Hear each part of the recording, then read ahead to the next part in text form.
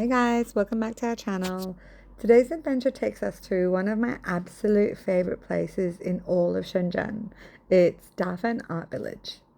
Every time family or friends come to visit, this is one of the first places I bring them because it's just so different from the modern skyscrapers and shopping malls people usually associate with Shenzhen. As you guys all know, my mum's visiting from Australia, so we met up with some friends and decided to spend the afternoon wandering through the village. Elliot was especially excited because he knew he'd be painting later, and Zoe was just as excited. Honestly, they probably cared less about the galleries and more about getting paint all over themselves. One thing that surprises a lot of people is that Dafen isn't actually very big. The whole village is about zero point 0.4 square kilometers. But despite being so tiny, this little place once produced somewhere between 60 and 70% of all the decorative art paintings sold around the world. Around 80% of China's exported oil paintings come from here. That's incredible when you think about it. As you're walking around, you'll see paintings absolutely every single where. Every little alley has its artists working away, galleries packed floor to ceiling with artwork, sculptures, murals, buildings. You can literally spend hours here and still find something new every time you visit. What's really interesting is that Dafen wasn't always an art village. Back in 1989, it was just a quiet Hakka farming village until a Hong Kong art dealer named Huang Jiang discovered it. The rent here was incredibly cheap, so artists started moving in and setting up workshops. Before long, this tiny farming village had become one of the world's biggest centers for oil paintings. Years ago, many of the workshops worked almost like factories. One artist would paint like just the skies, another one would paint trees, and another one paint flowers, and so on and so forth. And they just passed the painting down from one person to another like a factory line.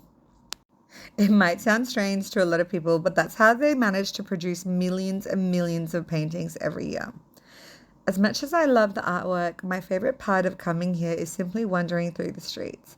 Every corner feels different. One minute you're walking past someone painting a huge landscape, the next you're looking at colorful sculptures or modern street art hidden down little alleyways. It's one of those places where you really don't need a plan, you just explore. Elliot and Liza both sat down with their little canvases, picked up their brushes, and got completely absorbed in painting. I always love giving the kids experiences like this because they don't need expensive toys to have fun. Just a canvas, some paint, and a bit of imagination kept them entertained for ages. I think this is definitely the highlight of the day for both of them. One story I always find fascinating is about the artist people nicknamed Chinese Van Gogh. He spent more than 30 years painting 100,000 copies of Van Gogh's works. Imagine painting the same artist for decades before finally traveling overseas and seeing the original Van Gogh with your own eyes. The story really shows the history behind this place. These days, Dafen has changed a lot. I mean, it's changed just from last year to this year. But the major change from 2008 was when the financial crisis came. Demand for replica paintings dropped dramatically. So many artists shifted towards creating their own original work instead. Today, there are hundreds of full-time artists here producing unique pieces. And that's one of the reasons I think this village feels even more creative than it used to be. I have to admit something though. If it were up to me, I'd actually love to live here. There are still homes inside the old Hakka village, and some rent for around 1,000 to 2,000 yuan a month, which is like $250 Australian. Imagine waking up every morning surrounded by artists, galleries, and little cafes. I think I would be such an inspiring place to live. Unfortunately, my hubby has absolutely no interest in living here, so I don't think that's ever going to happen. Here are just some of the cute little shops that I found where artists showed off their work, and it was really, really beautiful. And the kids tagged along to have a look. And here are just a few snippets of all the beautiful artwork that I found amazing and I'd like to have at home.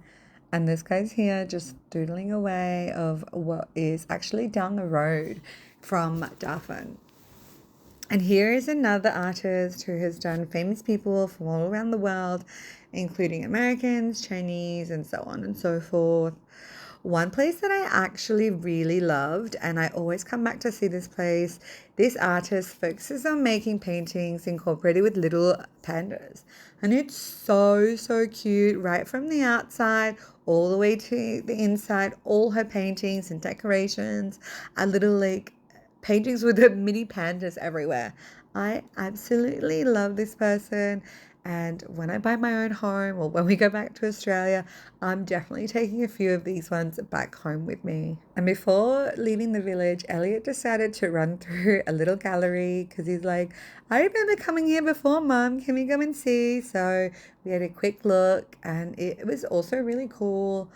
And right before we left, we ran into this amazingly cute little cafe where we sat down and had some coffee, and the kids enjoyed some fresh watermelon juice. And they had so many cute little pieces of art, and we ended up buying some stuff from there.